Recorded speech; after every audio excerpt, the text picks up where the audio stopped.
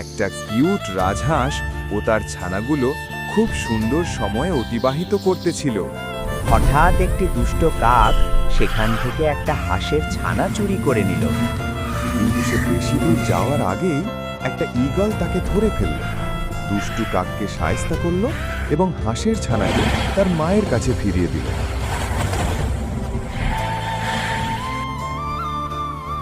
2 মাস আগের কথা। একটা দুর্ঘটনায় ঈগল পাখি পয় মরতেই বসেছিল। ঠিক তখনই রাজহাঁসটি উদ্ধার করেছিল। সে তাকে ওষুধ খাইয়ে দিয়েছিল, ভালোভাবে ব্যান্ডেজ করেছিল, আবার আশ্রয়ও দিয়েছিল। যখন সে কিছুটা সুস্থ হলো, হাঁসটি ঈগল পাখিকে উড়তে সাহায্য করেছিল।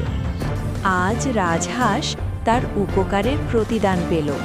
তো বন্ধুরা, তোমরা আজ বুঝলে যে কারো উপকার করলে সেই উপকারের প্রতিদান ঠিক একদিন ফিরে আসে।